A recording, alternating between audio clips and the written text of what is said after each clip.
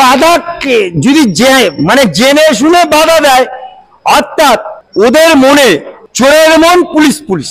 কিন্তু আমার রাজ্যের মুখ্যমন্ত্রী লাইভ করতে ভয় পায় বলেই ডাক্তারদের সাথে 4 বার মিটিং ফেল হয়ে 5 বারে এসছে। পাপ করলে তার অন্তরে সব সময় ভয় থাকে। কপিল সিব্বল 7 লক্ষ টাকা ফি নেয়, প্রথম দিনে 21টা, তারপরে 34টা, তারপরে দিনের দিন বাড়ছে, দিনের দিন উকিলের সংখ্যা বাড়ছে। কার বাবার টাকা? মমতা ব্যানার্জি কালীঘাটে টাকা ছাড়ায়। যেমন কেজরিওয়াল পদত্যাগ করেছে, সরকারটা তো আছে, কেউ না কেউ হয়েছে, তাই মমতা ব্যানার্জি ওদের দল থেকেই বলা হচ্ছে মমতা ব্যানার্জি পদত্যাগ করুক, অভিষেকের অভিষেক হোক। সরকার থেকে রাজ্য সরকারের আইনজীবী সকলেরই লাইভ স্ট্রিমিং কেন এত বাধা? বাধাকে যদি জেনে শুনে বাধা দেয়, অর্থাৎ ওদের মনে চোরের মন পুলিশ পুলিশ। অর্থাৎ যদি লাইভ হয়, সে ডাক্তারদের সাথে মিটিং হোক বা যে কোনো কারণে, ওনার বিধানসভায় লাইভ হয় না, আমার হাইকোর্টে লাইভ হয় না, আমার সুপ্রিম কোর্টে লাইভ হয় না। আজকে লাইভ একটা ভারতের সংবিধানের আইনের অঙ্গ হয়ে গেছে। কিন্তু আমার রাজ্যের মুখ্যমন্ত্রী লাইভ করতে ভয় পায় বলেই ডাক্তারদের সাথে 4 বার মিটিং ফেল হয়ে 5 বারে এসছে, তাও তারা লাইভ থেকে সরে এসছে বলে। কিন্তু লাইভ আজকে বাংলার, ভারতবর্ষের একটা আইনের অঙ্গ। কিসের ভয় লাইভ করলে? উনার কিসের ভয় উনি তো ভালো করে জানে, কারণ উনি তো জানে যে আমি মুখ্যমন্ত্রী, আমি স্বাস্থ্যমন্ত্রী, আমি স্বরাষ্ট্রমন্ত্রী। উনি বলেছিলেন না আমি সারা রাত ঘুমোইনি। কেন ঘুমোননি?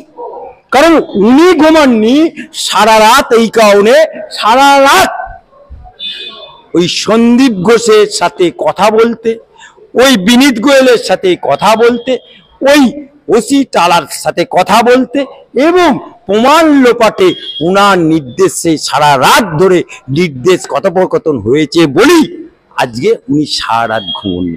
এই যে উনি বলেছিলেন না বাংলার মেয়েকে ভোট দিন, তা বাংলার মেয়েকে ভোট দিয়ে বাংলার হবু ডাক্তার, বাংলার মেয়ে ধর্ষিতা, বাংলার মেয়ে খুন।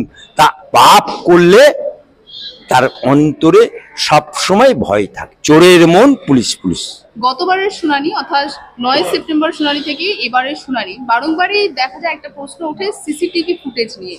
গতবারে যে উত্তর দিতে পারেননি সেই উত্তরে এবার রাজ্যের আইনজীবী কপিল সিব্বল বলছেন রাজ্যের তরফ থেকে নাকি 7-8 ঘন্টার ফুটেজ সিবিআই কে দেওয়া হয়েছে। অন্যদিকে প্রধান বিচারপতি বলছেন শুধুমাত্র একটি ক্যামেরার ফুটেজ অর্থাৎ 27 মিনিটের ফুটেজই হাতে এসেছে। এই রাজ্য সরকারকে কেউ বিশ্বাস করে? যারা রক্ষক, আপনার বাড়িতে কোনো ঝামেলা হলে বা আপনার বাড়িতে কোনো অঘটন ঘটলে আপনি প্রথম কাকে ফোন করেন? লোকাল থানা। আজকে সেই লোকাল থানার ওসি সে আজকে আসামি, তাকে সিবিআই ধরেছে, সে আসামি। সেই আসামি আজকে যে প্রমাণ লোপাট করেছিল ওর পক্ষে একা সম্ভব? আজকে ওই বিল্ডিংটা তোড়ফোড় করে দিল, ওই ওসি তো করেনি, তোড়ফোড় তো পিডব্লিউডি করেছে বা কলকাতা কর্পোরেশন করেছে। পুলিশ যেটা করেছে যে ওই ডেড বডিটা তাড়াতাড়ি নিয়ে গিয়ে দাহ করে দিয়েছে।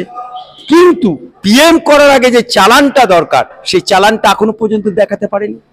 আজকে এই লোকটি, এই সরকার, সেই বাংলায় একটা কথা আছে জহুরি জহর চেনে, অর্থাৎ মিথ্যা লগ্নে জন্ম মমতা ব্যানার্জি আর একটা মিথ্যা উকিলকে পেয়ে গেছে। কার বাবার টাকায় যাও? কপিল সিব্বল 7 লক্ষ টাকা ফি নেয়, প্রথম দিনে 21টা, তারপরে 34টা, তারপরে দিনের দিন বাড়ছে, দিনের দিন উকিলের সংখ্যা বাড়ছে। কার বাবার টাকা? মমতা ব্যানার্জি কালীঘাটে টাকা ছাপায় না নবান্নের টাকা ছাপায়? হ্যাঁ, নাকি সোনা বৌদির টাকা? কার টাকায় তুমি যাও? আপনার টাকা, আমার টাকা, জনসাধারণের টাকায় মৎসব করতে খুব মজা লাগে। রাজ্যে চুক্তি ভিত্তিক যে কর্মী আবার সেই নিয়োগের বক্তব্য আমরা দেখলাম সুপ্রিম কোর্টের শুনানি চলাকালীন রাজ্যের তরফ থেকে বলা হলো। সেক্ষেত্রে প্রধান বিচারপতির বক্তব্য যে আসামিকে যাকে ইতিমধ্যে একদম যে আর্যকর কাণ্ডে প্রথম গ্রেফতার করা হয় ধর্ষণ মামলায় সঞ্জয় রায়, সেও একদম চুক্তি ভিত্তিরই একদম কর্মী ছিলেন আর্যকরে। তাহলে সুপ্রিম কোর্টের যে প্রশ্ন যে তাহলে সুরক্ষাটা ঠিক কোথায় প্রদান হচ্ছে? বাংলায় এই মমতা ব্যানার্জি যখন বিধানসভা ভোট হয়েছিল তখন বলেছিল আমি সব বিধানসভার প্রার্থী, কে প্রার্থী দেখে দরকার নেই, মমতা ব্যানার্জিকে দেখে ভোট দিন। তা বাংলার মানুষ তাকে ভোট দিয়েছে। এখন আবার বলছে যে আমি কি সব দেখতে পারি।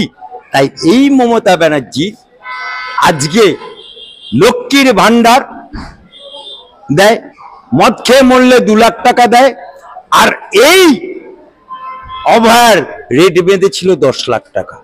ভাবা যায় একটা নারী তার রাজত্বে একটা হবু ডাক্তার ডিউটিরত অবস্থায় মরে গেল, তার রেট বাঁচছে 10 লক্ষ টাকা। ভাবা যায় এটা?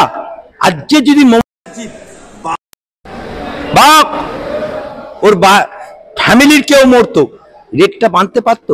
বেহা নির্লজ্জ, দোকান কাটা নালে এরকম কথা বলে না। আজকে মুখ্যমন্ত্রী পদত্যাগের কথা উঠেছে সুপ্রিম কোর্টে, সেক্ষেত্রে প্রধান বিচারপতি রেগে গেছিলেন। তিনি বলেছিলেন আইনজীবীদের কাছ থেকে এরকম রাজনৈতিক কোন রকম কিছু শোনা তিনি প্রত্যাশা করেন না। দেখুন, প্রধান বিচারপতি যেটা বলেছে, আইনের চেয়ারে বসে উকিলদের উদ্দেশ্যে যেটা বলেছে ঠিকই বলেছে, কিন্তু বাংলার মানুষের কণ্ঠস্বরটা ওখানে উঠেছে।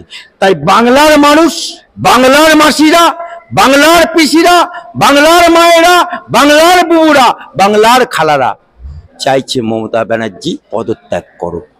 আর যেমন কেজরিওয়াল পদত্যাগ করেছে, সরকারটা তো আছে, কেউ না কেউ হয়েছে, তাই মমতা ব্যানার্জি, ওদের দল থেকেই বলা হচ্ছে মমতা ব্যানার্জি পদত্যাগ করুক, অভিষেকের অভিষেক হোক।